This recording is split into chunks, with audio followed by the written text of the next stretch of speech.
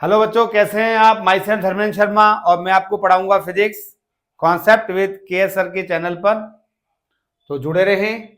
और हम 11th का कल हमने एक फिजिक्स का चैप्टर टॉपिक देखा था यूनिट एंड डायमेंशन से रिलेटेड, और मैंने आपको कुछ फिजिकल क्वांटिटीज के बारे में भी बताया था। उन्हीं टॉपिक्स के साथ हम आगे स्टार्टिंग करते हैं। तो हमारा जो चैप्टर फर्स्ट है यूनिट एंड मेजरमेंट कह दो, डायमेंशन कह दो, unit and dimension.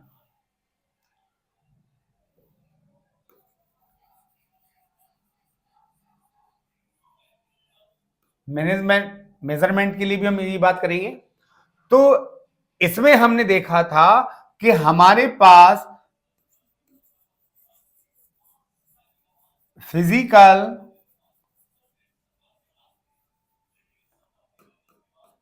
Quantities on the basis of dependency, on the basis of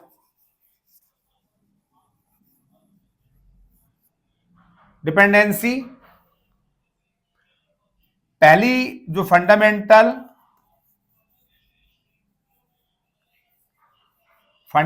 physical quantity की हमने बात की थी, ये according to MKS, these are three fundamental: mass, length and time. According to SI system, these are 7. तो तीन तो यही थी हमारे पास, उसमें थी current, temperature, amount of substance और लास्ट थी हमारे पास ल्यूमिनियस इंटेंसिटी। इसमें जो ये तीन फिजिकल क्वांटिटी थी, मैंने आपसे कहा था कि जब तक हम 8 चैप्टर 9 चैप्टर तक जाएंगे तब तक हमें मास, लेंथ और टाइम पर ही डिस्कस करना है, और थोड़ा सा हम आगे बढ़ेंगे तो टेम्परेचर और आ जाएगा।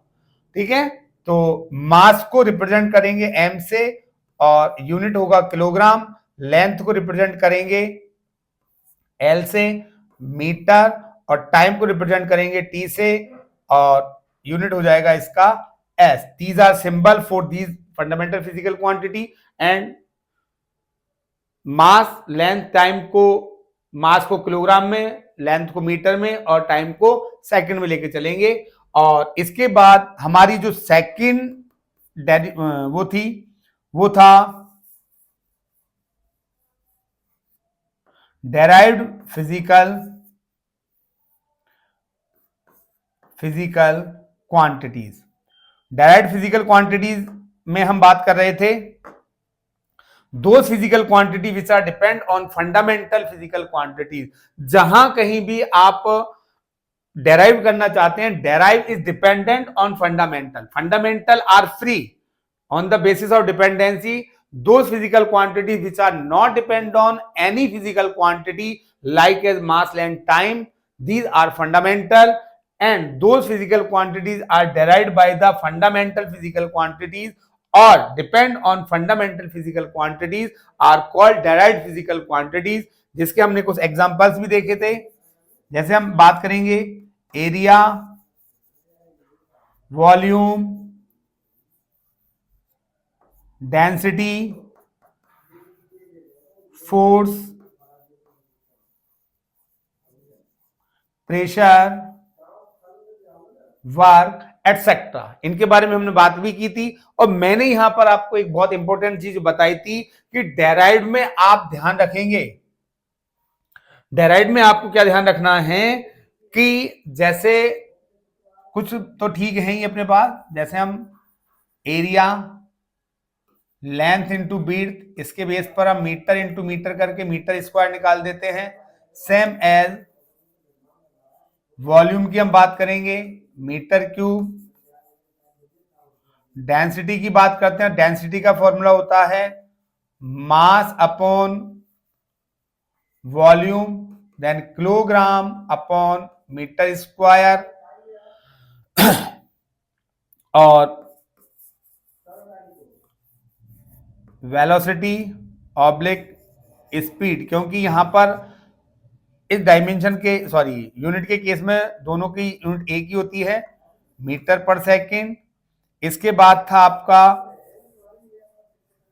एक्सेलरेशन, एक्सेलरेशन होता है मीटर अपॉन सेकंड स्क्वायर, और जो सबसे इंपॉर्टेंट मैंने आपको बताई थी वो थी force.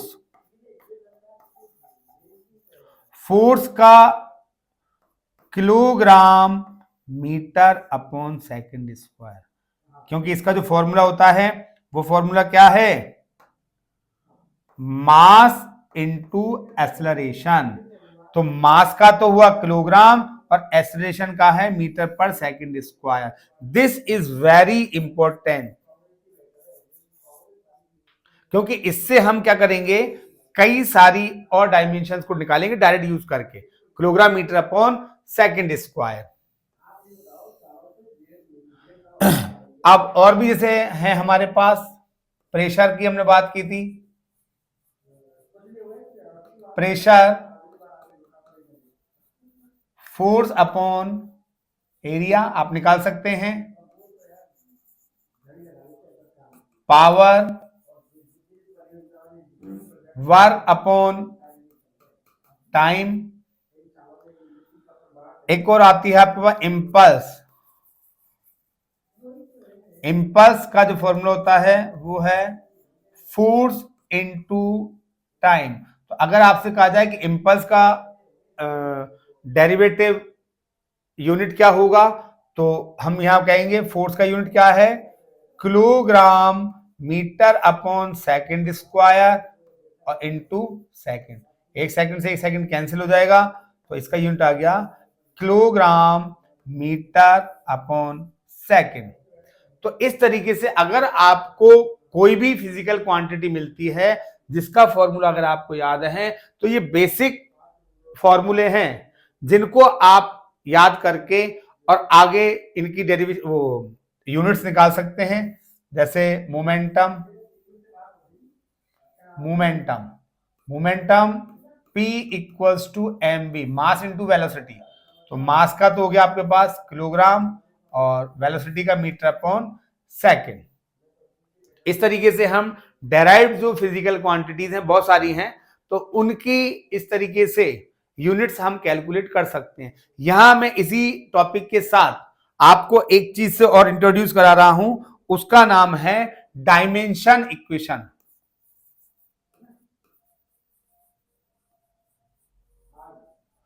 Dimension equation very important topic इस फर्स्ट चैप्टर के लिए।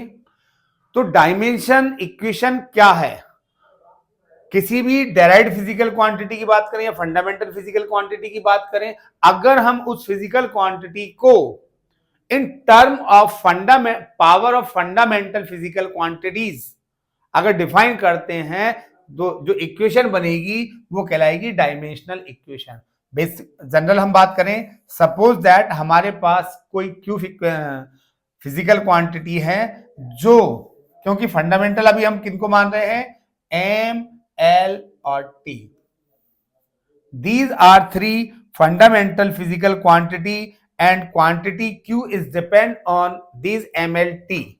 Then A, B और C.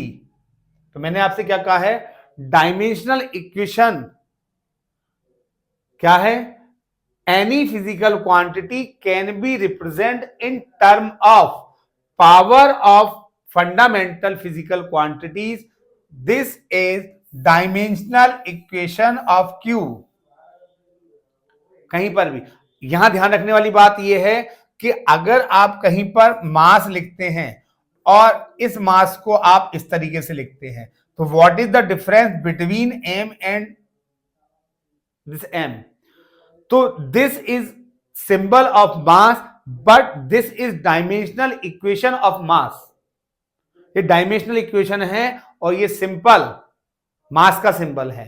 तो मैंने जो अभी आपको फिजिकल क्वांटिटीज बताई थी, उन्हीं फिजिकल क्वांटिटीज में हम बात करेंगे। जैसे हमने एरिया को लिखा था, एरिया को हमने लिखा metre square.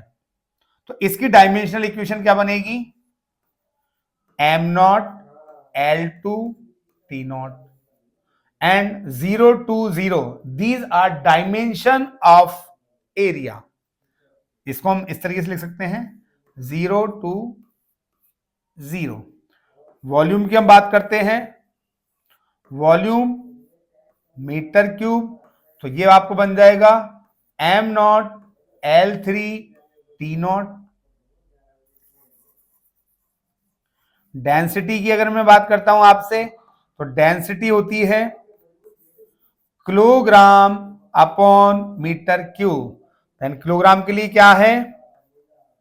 m1 length denominator में है मीटर, तो ये ऊपर जाएगी तो -3 T not. Speed oblique velocity, ये क्या बन जाएगी आपकी? मीटर पर सेकेंड। तो m naught L1 T minus 1।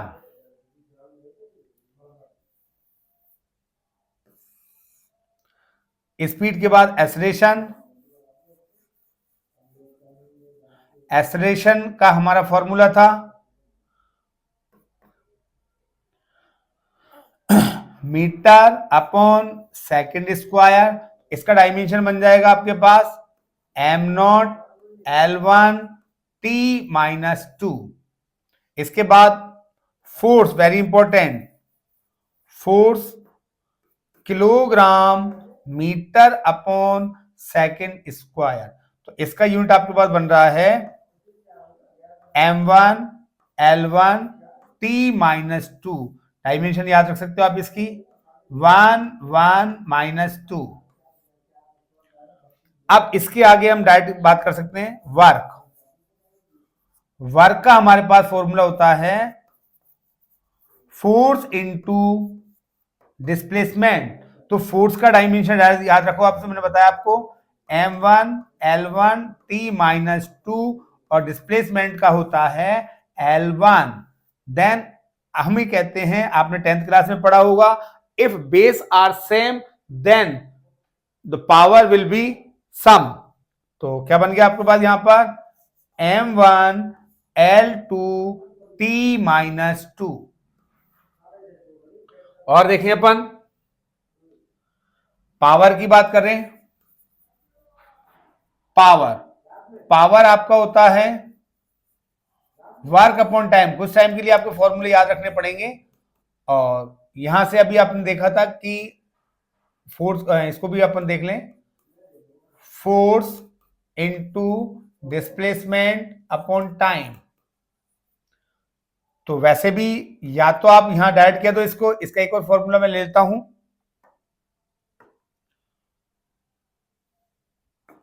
क्या बन जाएगा? फोर्स और displacement upon time velocity. Direct मिल रहा है आपको फोर्स से m1 L1 T minus 2 into L1 T minus 1 velocity, displacement upon time.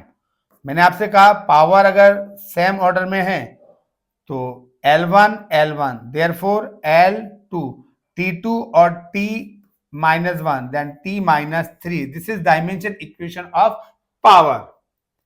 Momentum की हम बात कर लेते हैं। मोमेंटम होता है आपका मास इनटू वेलोसिटी। तो मास का तो आपके पास मास का अगर यूनिट लिखोगे किलोग्राम इंटू मीटर पर सेकेंड, और इसकी डायमेंशन आप अगर बनाते हैं तो m1 L1 T-1।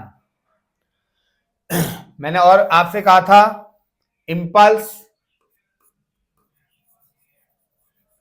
इंपल्स का फॉर्मूला होता है फोर्स इनटू टाइम।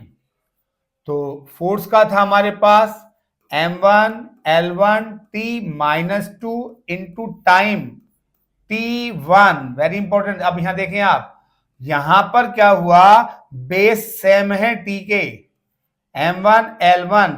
यहां पर बेस की अगर मैं बात कर रहा हूं तो यहां पर जो बेस है आपका, ये देखो यहां पर बेस है -2 और यहां पर है +1। तो पावर तो अगर बेस सेम है तो पावर तो ऐड ही होंगी, but unfortunately this power is negative and this power is positive, therefore power will B subtract, और m1 L1 T-1 इस तरीके से इंपल्स का है। और भी कई डायमेंशन जो आपको यहां से आप फॉर्मूले के थ्रू कैलकुलेट कर सकते हो। ठीक है, अब इसी में जो डायमेंशनल इक्वेशन आपके हैं, ये डायमेंशनल इक्वेशन किस तरीके से वर्क करती हैं इसको देखते हैं अपन। तो हमारे पास कुछ फॉर्मूले हैं जैसे पहला ग्रेविटेशनल कांस्टेंट। ग्रेविटेशनल कांस्टेंट एक कांस्टेंट है जिसको अपन 8th चैप्टर में डिस्कस करेंगे। ग्रेविटेशनल कांस्टेंट जी। तो ग्रेविटेशनल कांस्टेंट के लिए क्या फॉर्मूला होता है, एक ग्रेविटेशनल फॉर्मूला होता है F equals to G m1 m2, these are masses and distance between them, means two mass particle are separated with r distance, then the gravitational force between them is F equals to g m1 m2 upon r square। तो यहां पर हमें जो g को calculate करना है, तो g क्या बन जाएगा हमारे पास, F into r square upon m1 into m2। निकल गया हमारे पास। क्या डायमेंशन निकली इसकी, देखें आप, g equals to m1 L1 T-2 into distance L2 upon these are masses. तो इसका भी m1 लेंगे और इसको भी हम m1 लेंगे। यहां पर ये देखो ध्यान रखना है, यहां सारी जो वैल्यूज हैं, सारे जो वेरिएबल्स हैं, will represent physical quantity like as force, distance, mass and mass. In this case these all variables will represent dimensional equation. तो आप ऐसा नहीं कर सकते कि इसकी डायमेंशन लिख दी, इसकी फिजिकल क्वांटिटी लिख दी, ऐसा नहीं करेंगे। आप किसी भी फॉर्मूले को या तो पूरा डायमेंशनल लिखेंगे या पूरा, जैसे मैं इसको अगर लिखता हूं न्यूटन, सॉरी इसको लेता हूं मैं kilogram metre upon second square, distance को मैं लिखूंगा मीटर स्क्वायर। अब देखो अगर आपने इसको m1 m2 को लिख दिया तो ये m1 m2 कैंसिल कर सकते हो, ऐसी प्रॉब्लम हो सकती है, इसलिए हम इसको क्या लिखेंगे, किलोग्राम इंटू किलोग्राम। तो ये बहुत ज्यादा कॉन्सेप्चुअल चीज है जो आपको केवल कॉन्सेप्ट विद केएस सर का जो चैनल है उस पर ही मिलेगी मेरे द्वारा। तो यहां ध्यान रखना है, यह सारे वेरिएबल फिजिकल क्वांटिटी को रिप्रेजेंट कर रहे हैं, यहां के सारे वेरिएबल यूनिट को रिप्रेजेंट कर रहे हैं, और यहां के सारे वेरिएबल डायमेंशनल इक्वेशन को रिप्रेजेंट कर रहे हैं। तो अब आप देख लो कहीं से भी, यहां से हम देखते हैं एक m1 से m1 कैंसिल हो जाएगा, ये हमें mlt की फॉर्म में लेना है, इसलिए m -1 l पावर ऐड हो जाएंगी 2 3 और t -2। यहां से अगर इसका यूनिट लेते हैं तो आप देखो इसका यूनिट मीटर क्यूब तो ऊपर है और सेकंड स्क्वायर इंटू किलोग्राम, नीचे है। तो देखो आप L3 किलोग्राम ऊपर जाएगा माइनस में, T ऊपर सेकंड ऊपर जाएगा माइनस में। दूसरा जो कांस्टेंट PLAN के प्लांक कांस्टेंट को रिप्रेजेंट करते हैं हम स्मॉल h से, और ये आइंस्टीन की एनर्जी की एक इक्वेशन होती है E equals to h nu, इसको बोलते हैं न्यू, ठीक है। E equals to h nu, जो आपका न्यू है ये कौन सी क्वांटिटी है? फ्रीक्वेंसी। इसके बारे में अभी डिस्कस करेंगे अपन। तो फ्रीक्वेंसी क्या होती है? फ्रीक्वेंसी किसी भी ऑब्जेक्ट के द्वारा 1 सेकंड में नंबर ऑफ वाइब्रेशन। तो फ्रीक्वेंसी को मैं डिफाइन करूंगा नंबर ऑफ वाइब्रेशन पर सेकंड। नंबर का कोई यूनिट नहीं होता, कोई डायमेंशन नहीं होता, तो 1/T टाइम पीरियड कह दो, टाइम पीरियड 1 सेकंड ना करके एक पूरे साइकिल की हम बात करते हैं। नंबर वाइब्रेशन पर टाइम पीरियड, टाइम पीरियड को टी से रिप्रेजेंट करते हैं, और इसकी यूनिट क्या बन जाएगा? 1/सेकंड मींस सेकंड इनवर्स। और अगर हम इसका डायमेंशन लेंगे m0 L0 T-1, ये हमारे पास फ्रीक्वेंसी की डायमेंशन आ जाती है। अब मैं यहीं से अगर इस चीज को देखता हूं, यहां थोड़ा सा अपन एक्स्ट्रा पेज ले लेते हैं, तो या चलो नेक्स्ट पेज पे देख लेते हैं। तो हमारे पास फॉर्मूला था E equals to h nu, यहां आपको न्यू की जो डायमेंशन मिली m0 L0 T-1 then h। So h equals to क्या बन गया आपका? E upon nu, where E is energy, energy as a work m1 L2 T-2 upon frequency का डायमेंशन हमने लिखा है m0 L0 T-1। Therefore, the dimensional equation of Planck constant is m1 L2 T। देखो वापस -2 और ये P ऊपर जा रहा है T+1, थोड़ा ध्यान रखना पावर्स को लेकर के।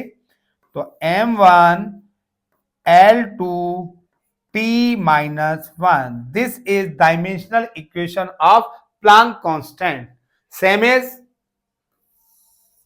और हम देख सकते हैं विस्कोसिटी कॉफिशिएंट,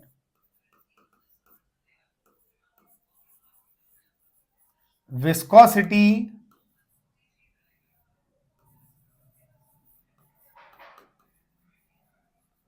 कॉफिशिएंट, ये कुछ टर्म्स हैं जो आपको धीरे धीरे समझ में आएंगे, इसलिए ज्यादा परेशान ना हो। आपको केवल मैं अभी डायमेंशनल, आपको फॉर्मूला मिलेगा, वहां पर फॉर्मूला मिलता भी है और फॉर्मूला नहीं भी मिलता आपको, तो आप इन कुछ फॉर्मूलों को याद रखें। तो जैसे यहां विस्कोसिटी कॉफिशिएंट, ये जो विस्कोसिटी है ये एक फ्लूइड की प्रॉपर्टी है।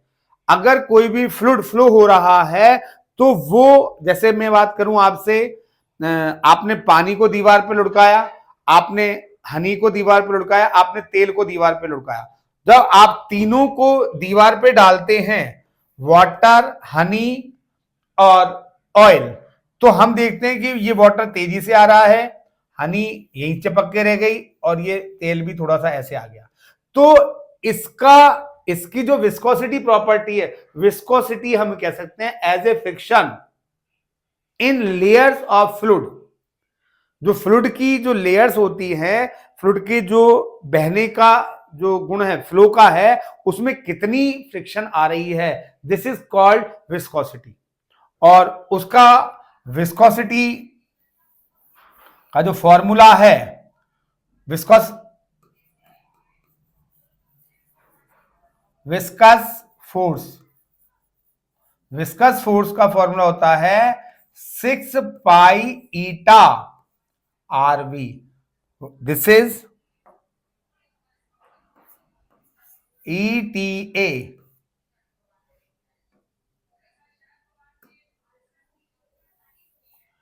जो हम ये ले रहे हैं ये क्या है आपका ETA, ईटा बोलते हैं इसको। This is viscosity coefficient. तो मुझे ईटा चाहिए, eta equals to F upon 6 pi R V. यहां जितनी भी कांस्टेंट्स वैल्यू होती हैं, जितनी भी कांस्टेंट्स वैल्यू हैं, इनका कोई डायमेंशन नहीं होता। तो जहां कहीं भी 6 पाई 2 या और इस तरीके की कांस्टेंट्स वैल्यू आती हैं उनको आप इग्नोर कर दें। तो अब आपके पास यहां पे बच जाता है फोर्स। फोर्स की डायमेंशन है m1 l1 t minus 2, same as r radius l1 और वेलोसिटी डिस्टेंस अपॉन टाइम, तो L1 t माइनस 1। तो यहां पर विस्कोसिटी कॉफिशिएंट की आपके पास वैल्यू हो जाती है, देखो m1। आप चाहें तो यहां पर एक L को एक L से कैंसिल कर देते हैं, तो आपके पास यहां पर आ जाएगी m1 L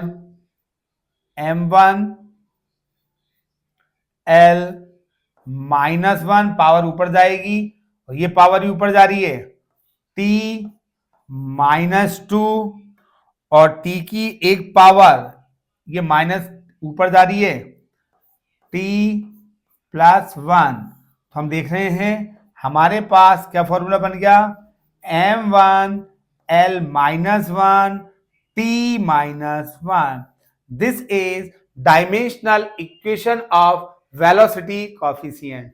तो कहीं पर भी आपको अगर और ऐसे कोई कांस्टेंट्स मिलते हैं जहां उनका फॉर्मूला दिया हुआ है और आपसे वो अगर वैल्यू पूछता है, तो आप वहां पर इन चीजों का यूज कर सकते हैं डायमेंशनल इक्वेशन के लिए। तो हमने आज जो देखी यहां पर, सबसे पहले मैंने आपको बताया है कि कुछ हमारे पास जो हमारा चैप्टर चल रहा है उसमें फर्स्ट क्लास में हमने देखा था कि what is physical quantity, those quantity which can be measured and can be represent in term of unit and magnitude. जिनको हम नाप तोल सकते हैं उन्हें है या जिन्हें हम मेजर कर सकते हैं वो हमारी कहलाती है फिजिकल क्वांटिटी।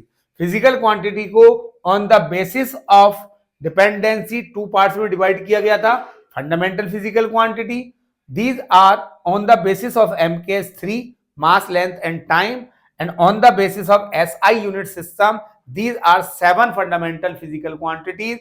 मैंने आपको बताया है कि हम अभी केवल इन 3 पर ही डिस्कस करेंगे, और आज हमने अपनी क्लास में देखा भी कि हमने किस तरीके से इन 3 का यूज करके MLT जो डेराइव्ड फिजिकल क्वांटिटी थी हमारी दूसरी, जिनको हम फंडामेंटल पर डेराइव कर पा रहे हैं। फंडामेंटल फिजिकल क्वांटिटी के बेस पर हमने डेराइव्ड फिजिकल क्वांटिटी को डेराइव किया, और जैसे वॉल्यूम है, एरिया है, डेंसिटी है, एटसेट्रा, इनको derived physical quantity because these are depend on fundamental physical quantities. तो फंडामेंटल डेराइव्ड कुछ भी हो सकती हैं, तो डेराइव्ड में ही हमने फिर आगे चर्चा की थी। ये हमने एरिया, वॉल्यूम, ये हमारी डेराइव्ड फिजिकल क्वांटिटी है जो बेस किस पर है, आपके फंडामेंटल पर। हर एक को मैंने, आप कहीं पर भी अगर देखेंगे तो आपको हर जगह मीटर किलोग्राम सेकंड ही दिख रहा है। तो metre kilogram second are fundamental, और उनसे बनने वाली जितनी भी हैं वो है हमारे पास डेराइव्ड फिजिकल क्वांटिटी। आज हमने नया टॉपिक जो देखा था वो है हमारा dimensional equation, very important topic. Dimensional equation क्या है? तो हमने ये कहा है कि हम डेराइव्ड फिजिकल क्वांटिटी को in term of fundamental represent करते हैं। तो उसमें कितनी फंडामेंटल हैं? Then any physical quantity like as Q are represent in term of power of fundamental physical quantity MLT, then this is fundamental this is dimensional equation of physical quantity Q, जिसको हमने यहां पर देखा है example के तौर में। Example के फॉर्म में हमने देखा एरिया जो मीटर स्क्वायर है, एम नॉट किलोग्राम नहीं है इसलिए नॉट, सेकंड नहीं है इसलिए टीबी नॉट, मीटर है इसलिए 2, वॉल्यूम में भी सेम है, यहां पर डेंसिटी में किलोग्राम है और मीटर है, किलोग्राम ऊपर है इसलिए उसकी पावर को हमने प्लस लिया हुआ है, मीटर हमारा डिनोमिनेटर में है, पावर ऊपर जाएगी -3 हो जाएगा, सेकंड नहीं है इसलिए 0, सेम है मीटर पर सेकंड, पावर का ध्यान रखना है आपको, अगर डिनोमिनेटर में है और ऊपर ले जा रहे हो तो पावर आपकी चेंज हो जाती है, ऊपर कोई पावर है नीचे ला रहे हो तो उसकी साइन भी चेंज हो जाएगा। एक्सेलरेशन, फोर्स, फोर्स को मैंने बहुत इंपॉर्टेंट बताया है आपको, क्योंकि इसको याद रखोगे तो आप बाकी के आराम से, जैसे फोर्स है आपका kilogram metre upon second square, ये इसका यूनिट है, ये इसकी डायमेंशनल इक्वेशन है और ये इसका डायमेंशन है। These powers are called dimension.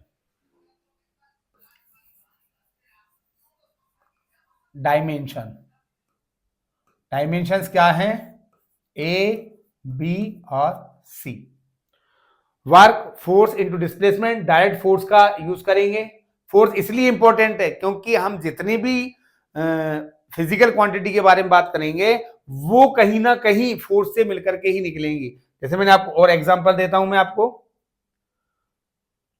यहां हमने देखा पावर वर्क अपॉन टाइम, तो डिस्प्लेसमेंट अपॉन टाइम वेलोसिटी, और फोर्स की जगह फोर्स आ गया, फोर्स की डायरेक्ट यूनिट, वेलोसिटी की direct dimension, momentum direct value निकल रही है यहां से, इंपल्स फोर्स इनटू टाइम, इसका भी डायमेंशन आप इजीली निकाल सकते हैं।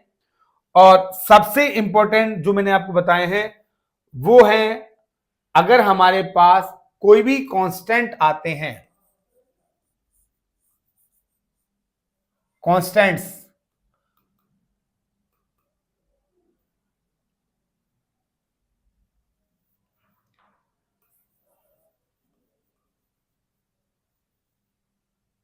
कांस्टेंट्स अगर आते हैं, फिजिकल कांस्टेंट्स अगर आते हैं तो वो इस तरीके से आते हैं, क्योंकि जैसे ये फॉर्मूला है इसको लिखा जाता है F is proportional to m1 m2 upon r square.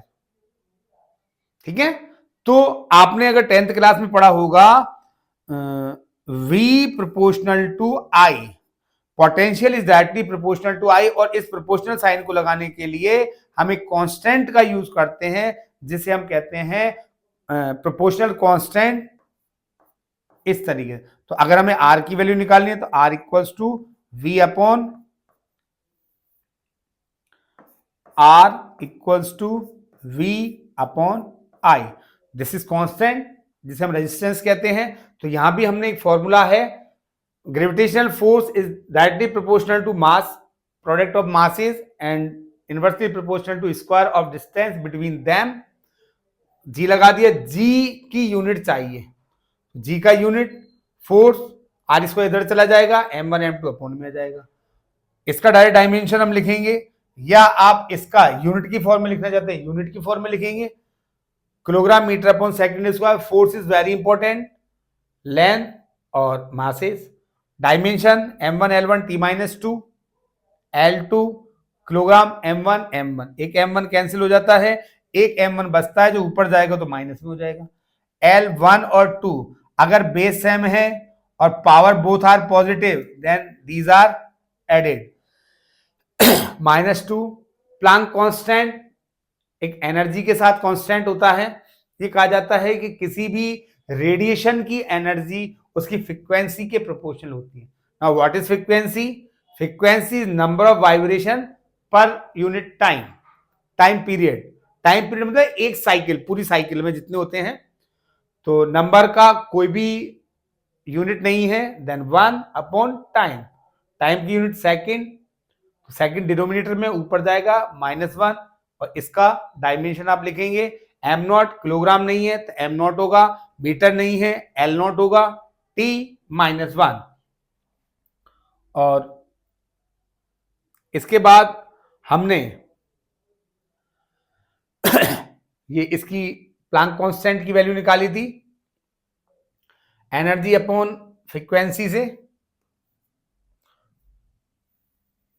Energy और फ्रीक्वेंसी डायमेंशन हम कैलकुलेट कर चुके हैं, तो ये H चाहिए, H equals to energy upon frequency. Energy वही फोर्स से निकलती है, क्योंकि एनर्जी एक प्रकार का क्या है, एनर्जी की बात करें या वर्क की बात करें, बोथ आर सेम, जिसका डायमेंशन ये है।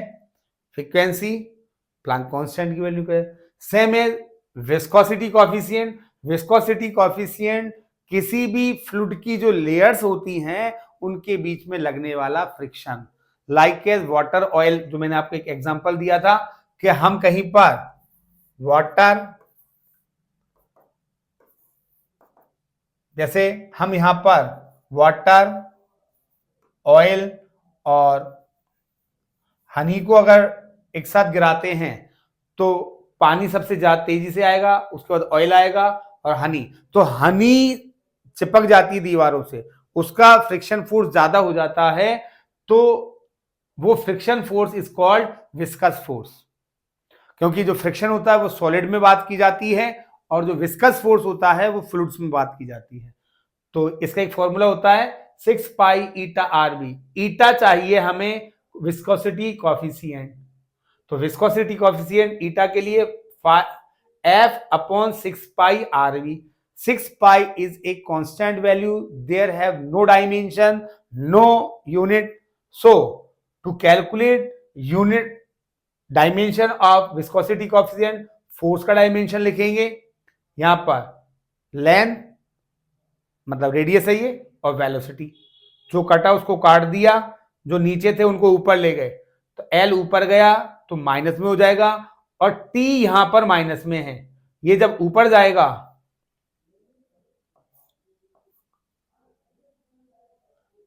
T यहां पर माइनस में है,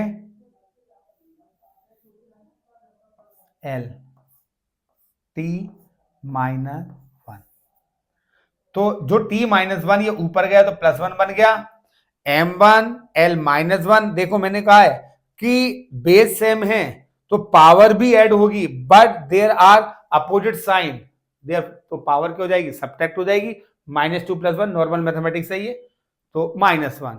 तो इस तरीके से हमने जितनी तो नहीं कहेंगे, जो फिजिकल क्वांटिटीज जो हमारे काम में आने वाली हैं, फिजिकल क्वांटिटीज, उनका यूनिट क्या होता है और उनका डायमेंशनल इक्वेशंस क्या होता है, कांस्टेंट की डायमेंशन इक्वेशन हम किस तरीके से कैलकुलेट कर सकते हैं, ऐसी और कॉन्सेप्चुअल टॉपिक्स को पढ़ने के लिए आप जुड़े रहें कॉन्सेप्ट विद के एस सर के साथ।